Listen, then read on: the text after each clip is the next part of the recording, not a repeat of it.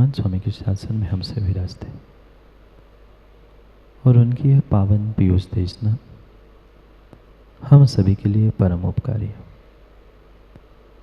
अनादिकाल से हमारी आत्मा में जो जन्म, जरा और मृत्यु रूपी रोग लगे, उन रोगों का उपशमन करने वाली कोई परम औषधि है तो वह एकमात्र यह जिनवाणी।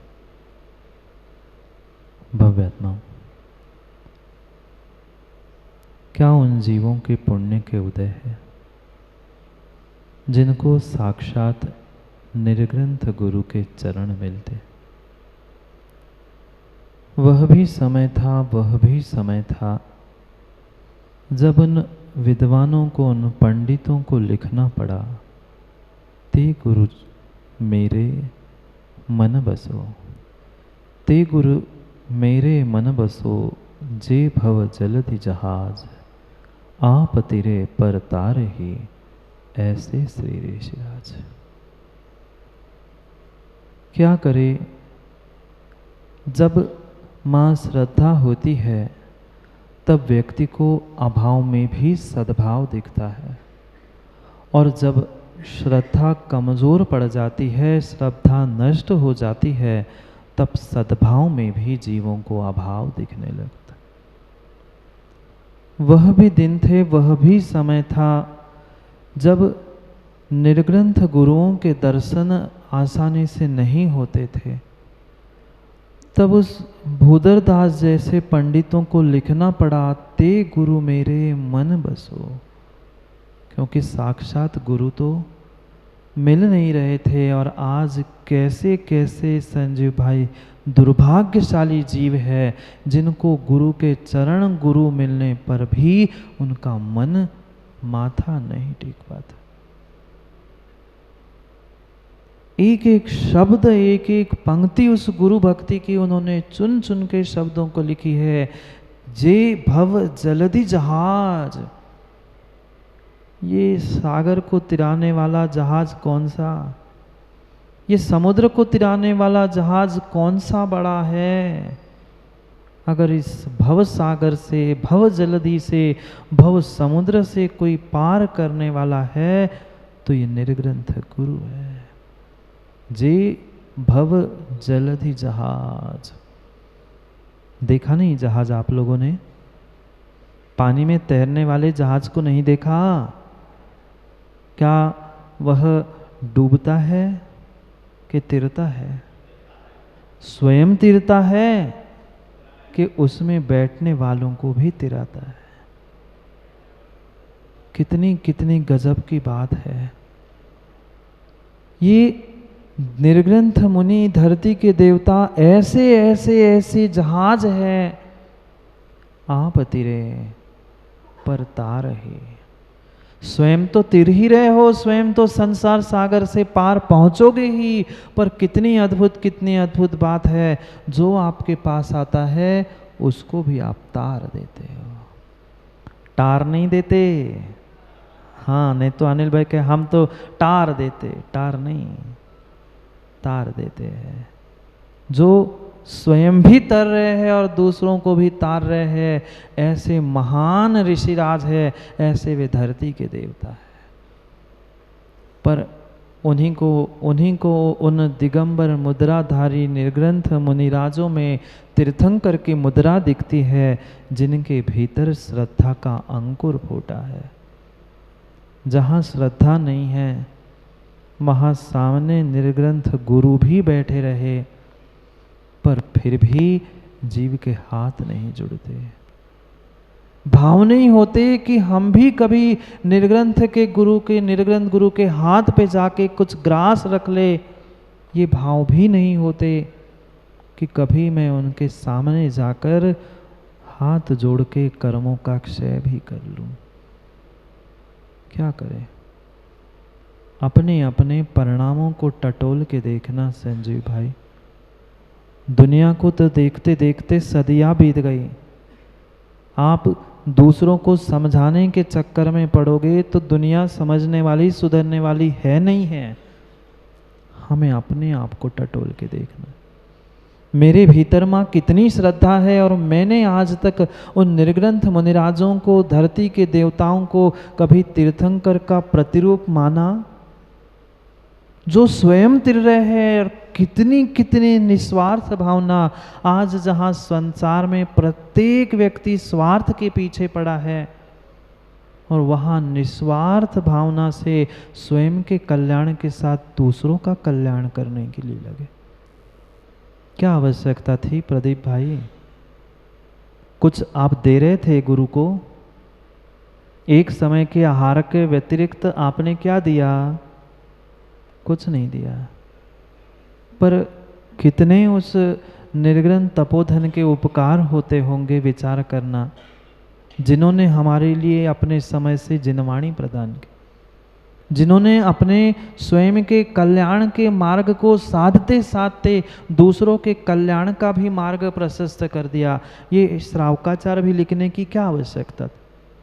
उन्हें तो मात्र अपने मूलाचार में, आचार में जीना था, पर फिर भी ये आप सभी के कल्याण के लिए उनको मुखर होना पड़ा, बोलना पड़ा।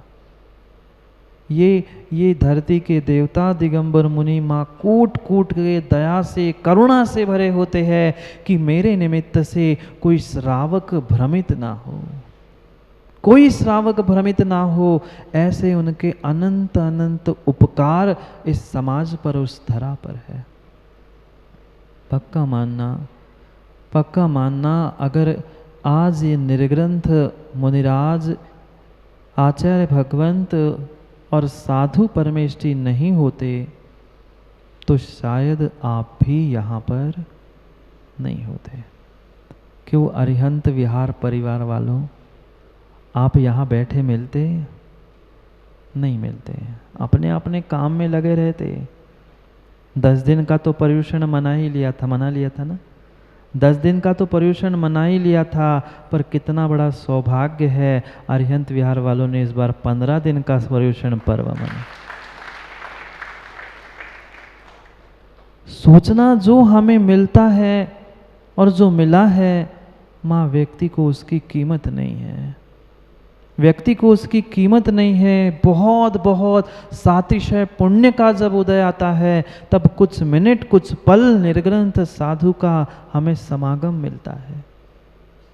और समागम मिलने के बाद भी उसकी कीमत अगर विनीत मोदी व्यक्ति को नहीं है, तो उसके जैसा अभागा पापी व्यक्ति कोई नहीं है। बुरी लग सकती है बात किसी को, पर ये उपकार की ही भावना है प्रमोद भाई, इसलिए कह रहा हूँ। वह अभागा और पापी से भी गया बीता है, जिसको निर्ग्रंथ मुनिराजों की कदर नहीं है, कीमत नहीं है। कभी तो हमें टटोल के देखना होगा, उनके परम परम उपकारों के बारे में सोचना होगा। उन्हें कोई आवश्यकता नहीं थी आत्मा का कल्याण करने के लिए। उन्होंने निर्ग्रंथ भेष धारण किया था, रत्नत्रय प्राप्त कर लिया था, और वे अपना कल्याण करके इस भाव नहीं तो 2-4 भाव में चले ही जाएंगे।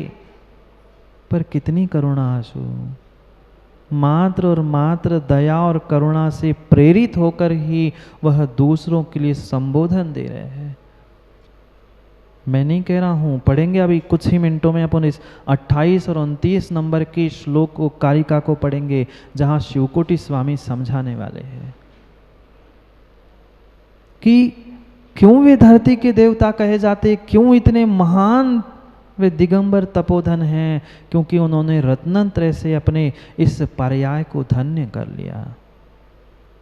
क्या बेटे के पैर पड़ने जाओगे नीरज भाई? नीर के पैर पड़ने जाओगे कभी? नहीं। पर उसके ही उम्र के कोई मुनिराज सामने आ जाएंगे तो हाथ पैर नहीं पड़ोगे, हाथ नहीं जोड़ोगे। क्यों? वे तो उतने ही की उम्र के हैं। सुमन शास्त्री, क्यों पैर पर माथा टेकते हैं? तुम्हारे उस धर्मेंद्र से हो सकता है कम हो ज़्यादा हो, पर बराबरी के तो बेटे के तो चरण नहीं छुए जाते। पर बेटे से छोटे भी किसी निर्ग्रंथ के चरणों में व्यक्ति लौट जाता है। शरीर तो वही था, पर्याय तो वही मनुष्य की थी, पर मनुष्य की पर्याय होने के बावजूद भी जिन्होंने अपने रत्नंत्र से अपने शरीर को इस पर्याय को धन्य किया है, उस रत्नंत्र धारी की वंदना है, शरीर की वंदना नहीं। इस तन की पूजा नहीं कर रहा है, नहीं तो सुप्रभ सागर खुश हो जाए, देखो मेरी इस मनुष्य पर्याय की पूजा हो रही। भूल मत करना, पूजा मनुष्य पर्याय की नहीं है। मनुष्य पर्याय में तुमने जो रत्नंत्र धारण कर लिया है, जो उस रत्नंत्र की साधना चल रही है, उस रत्नंत्र की पूजा वंदना है, शरीर की तन की पूजा नहीं है। क्योंकि हमारे आगम में वंदे तदगुण लब्धे का है, गुणों की वंदना कही है, शरीर की वंदना नहीं की। पर फिर भी हमें उन रत्नंत्र धारियों में गुण ना मिले, कितना कितना वह दुर्भाग्य का क्षण है, कितना दुर्भाग्य का क्षण है। जो निर्ग्रंथ बन के अपने शरीर को धन्य कर रहे हैं, पवित्र पावन कर रहे हैं, नहीं दे पा रहे हैं दान। माताओं नहीं दे पा रहे हैं दान, नहीं कर पा रहे हैं कोई कार्य, कम से कम उनका आदर सम्मान और सत्कार तो करना सीख सकते कि नहीं। मत दो दान। यहाँ तो दान देने की बात कर रहे हैं, देने योग्य वस्तुओं की व्याख्या करने वाले हैं। मैं कह रहा हूँ मत दो, कोई दान मत दो। पर क्या श्रद्धा का भी दान नहीं दे सकते? क्या हाथ जोड़ के विनय समर्पण का भानु हम दान नहीं दे सकते?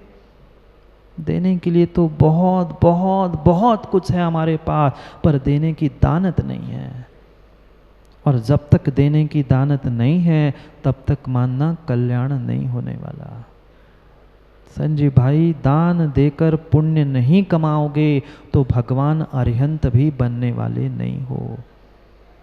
अरिहंत बनने के लिए भी पूछो ना आदिनाथ भगवान से, वे आदिनाथ बने कैसे?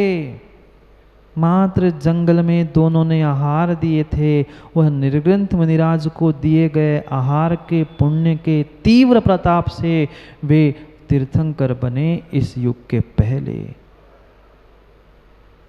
ऐसा नहीं है कि मात्र उस दान से हमें पुण्य मिल रहा है, पुण्य मिल रहा है और पुण्य को भोगना पड़ेगा, ये कोई नियामक नहीं है। दान देने से पुण्य और पुण्य से पुण्य भोगना पड़ेगा।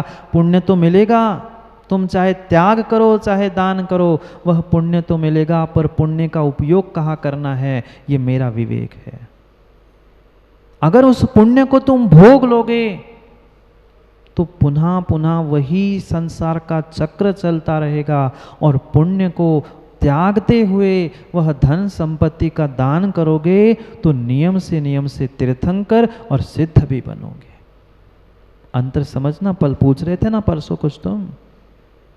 त्याग हमारे भीतर के ममत्व का करना है और बाहर के द्रव्यों का दान करना है, तो वह सातिशय पुण्य तुम्हारे लिए पुण्यानुबंधी पुण्य रूप फलीभूत होते हुए तुम्हें तीर्थंकर पदवी को भी देने वाला हो सकता है। पर उतनी श्रद्धा, उतना समर्पण हमें भीतर से करने की आवश्यकता है। मात्र पुण्य से पुण्य मिला और उसे भोगने से काम नहीं बनेगा। व्यक्ति ये सोचता है पुण्य मिला है तो भोग लो, पैसे मिले तो खर्च कर लो, खा लो, नहीं, मात्र भोगने से भी नहीं। और दान देके भी जब हम भोग रहे हैं ना, आनंद लूट रहे हैं कि मैंने ये दिया, मैंने ये व्यवस्था की, मैंने इतना समर्पण किया, इससे तुम्हें जो पुण्य मिल रहा है वो तुम्हें संसार में बांध रहा है। त्याग करोगे, दान दोगे तो पुण्य तो मिलेगा, अवश्य मिलेगा, पर तुम्हारे भाव कैसे थे, उससे तुम्हें वह भावों से संसार या संसारातीत करेगा। अगर दान देते समय हमने ये सोचा है कि मैंने व्यवस्था की है, मेरी प्रशंसा हो, मेरा ऐसा हो, मैंने सब कुछ किया है, पुण्य की प्राप्ति हो, ऐसे निदान बंध के साथ तुमने दान किया है तो वह संसार का कारण है। और सम्यक दृष्टि निदान से रहित होकर दान देता है तो नियम से मुक्ति वधु को प्राप्त करता है। इसलिए जगा रहे हैं, जागो। उन मुनियों को देने योग्य वस्तु कौन सी है? कौन सी ऐसी वस्तु हम दे दे जो कुछ भी ग्रहण नहीं करते, घर परिवार परिग्रह सब छोड़ के आए हैं, उनके लिए मैं क्या दे सकता हूँ? क्या दे सकता हूँ? घर में आए हुए अतिथि को तो हम बहुत कुछ देते हैं, टीका लगाते हैं, सम्मान करते, लिफाफा देते हैं, पर माँ ये धरती के देवता को क्या दोगे? उनके देने योग्य वस्तु कह रहे हैं। उनके देने योग्य कौन सी ऐसी वस्तु है जिनको हम लुटा सकते हैं, दे सकते हैं? पर यहाँ देने की जगह बहुत सारे जीवों की दाऊ ये परिणति है कि बस हमें मिल जाए महाराज का सानिध्य, हम तो लुटाते नहीं, हम तो लूटते रहेंगे। ये लूटने का धर्म नहीं है, दूसरों को लूटने का धर्म नहीं है। हमारे विषय कसाय पाप और पाप से कमाया धन लुटाने का स्थान है। क्या करें, क्या करें? कितनी कितनी विपरीत स्थिति वर्तमान में सामने देखने में मिल रही है। मैंने पहले भी कहा था अनिल भाई, ये मुनिराज है, उन्हें मुनि ही बना के रखना, मुनीम बना के मत रखना। बहुत सारे जीव प्रमोद भाई खुश होते, चलो चौमासा मिल गया, हमें मुनिराज मिल गए, सानिध्य मिल गया, अब मैं लाखों की एफडी फिर से बनवा लूंगा। ये मुनिराज कोई व्यापार करने का स्थान थोड़ी न है। हमने अगर मुनिराजों को व्यापार करने के लिए बुलाया है तो तुमने अपने जीवन को बर्बाद करके दिया है। धर्म गया, धर्मात्मा गया और सब व्यापार बर्बाद हो गया। ये मुनिराजों का सानिध्य प्रमोद भाई, हम प्रदीप भाई अपने आत्मा के कल्याण के लिए किया था, ना कि कोई बैंक की एफडी दुगनी चौगनी करने के लिए। हम कोई व्यापार करने नहीं बैठे थे कि महाराज जी आप आ जाओ, 4 दिन में इतनी बोलियां हो जाएंगी, इतना सब कुछ हो जाएगा, हमारा तो काम हो जाएगा। अगर इस भावना से तुमने बुलाया है अनिल भाई, तो ये तुम्हारी भावना और तुम्हारी पर्याय भाव सब व्यर्थ है। जितना जितना पुण्य का संग्रह तुमने उस देव शास्त्र गुरु के सानिध्य में जीवन भर में किया है, वह पल भर की तुम्हारी इस भावना से नष्ट हो जाएगा। व्यापार है? नहीं है। सब व्यापार माँ जहाँ समाप्त होते हैं, वहाँ निर्ग्रंथ भेष और तीर्थंकर की मुद्रा प्रारंभ होती है। उन्होंने तो सब व्यापार छोड़ दिया, सब कुछ छोड़ दिया, पर उनका प्रयोग करके तुम व्यापार कर रहे हो कमाने का, तो वह परिपूर्ण रूप से गलत है। अनिल भाई, मुनि को मुनि बन के रखने दो, मुनि मत बनाओ।